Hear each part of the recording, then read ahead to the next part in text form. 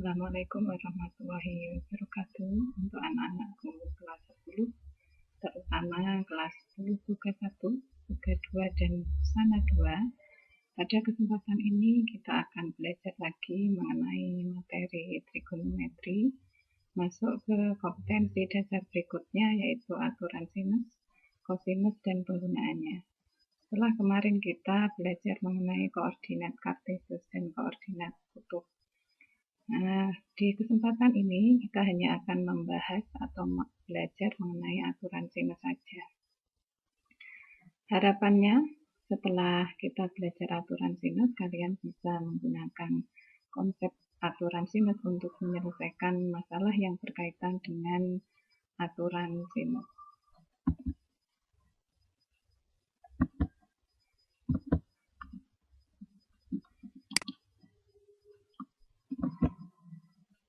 Oke, masuk ke materi aturan sinus. Aturan sinus digunakan untuk menentukan unsur-unsur pada segitiga yang belum diketahui, dengan syarat ada 3 unsur lain yang diketahui.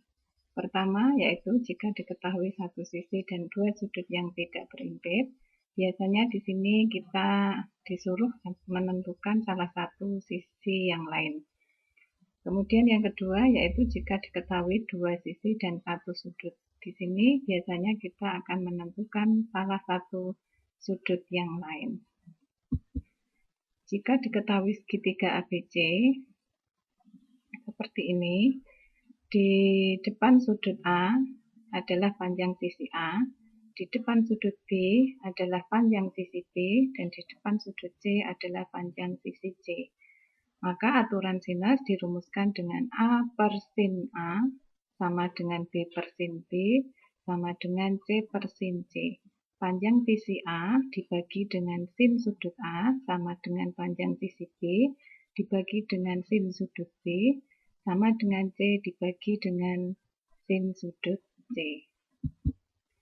Nah, untuk memperjelas atau agar lebih memahami penggunaan aturan sinus, mari kita cermati contoh soal yang pertama. Diketahui segitiga ABC dengan besar sudut A sama dengan 30 derajat dan besar sudut B sama dengan 45 derajat. Kemudian panjang sisi B sama dengan 12 cm. Tentukan panjang sisi A.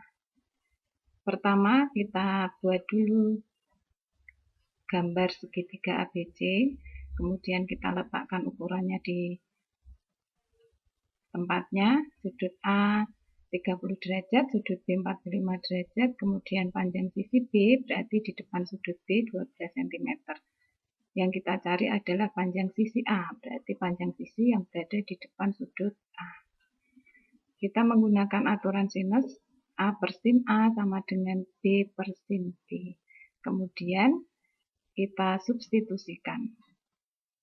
Ini kita kali silang karena yang dicari panjang sisi A, maka panjang sisi A sama dengan B dikali sin A dibagi sin B. Di mana B 12 cm dikali sin A, besar sudut A tadi 30 derajat, berarti sin 30 derajat, dibagi sin B, besar sudut B 45 derajat, berarti sin 45 derajat. Maka A sama dengan 12 dikali nilai dari sin 30 derajat setengah, kemudian sin 45 derajat setengah akar 2.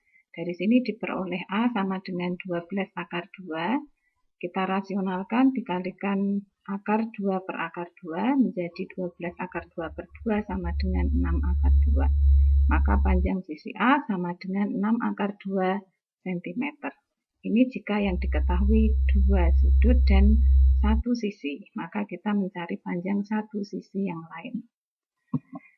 Selanjutnya, contoh kedua yaitu diketahui segitiga ABC dengan panjang sisi AB 6 akar 2 cm, panjang sisi BC 12 cm, dan panjang dan besar sudut A sama dengan 135 derajat.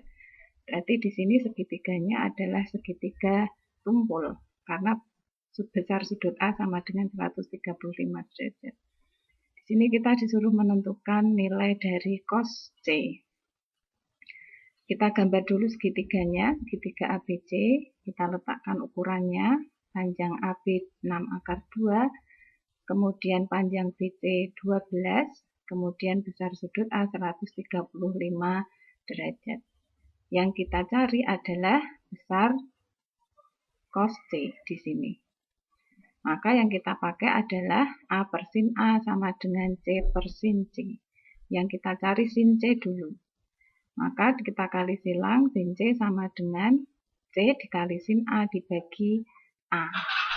C tadi 6 akar 2 panjang sisi C dikali sin A besar sudut A 135 derajat dibagi panjang sisi A sama dengan 12. Maka sin C sama dengan 6 akar 2 dikali sin 35 derajat berarti berada di kuadran 2. Rumus konversinya 180 derajat dikurangi 45 derajat dibagi 12. Sama dengan 6 akar 2 dikali sin 45 derajat dibagi 12. Nilai sin di kuadran 2 positif. Maka sin C sama dengan 6 akar 2 dikali sin 45 derajat setengah akar 2 dibagi 12. Dari sini ketemu besar sin C sama dengan setengah. Yang kita cari adalah cos C. Maka setelah ini kita gambar tadi besar sudut A 135 derajat berada di kuadran 2. Kita gambar segitiga berada di kuadran 2. Sin C sama dengan setengah. Sin C dirumuskan dengan sisi depan dibagi sisi miring atau Y per R. Nah, dari sini maka kita mencari panjang sisi sampingnya atau panjang X-nya. X diperoleh kita menggunakan rumus Pythagoras. Akar dari R kuadrat dikurangi Y kuadrat.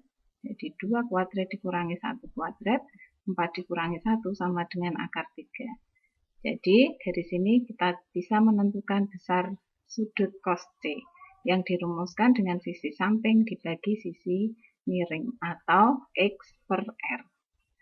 Cos C sama dengan sisi samping tadi akar 3 dibagi sisi miringnya 2. Jadi setengah akar 3. Ini untuk aturan sinus. Untuk bisa lebih memahami, anak-anak bisa melanjutkan latihan soal mengerjakan asah kemampuan yang berada di buku paket. Demikian. Wassalamualaikum warahmatullahi wabarakatuh.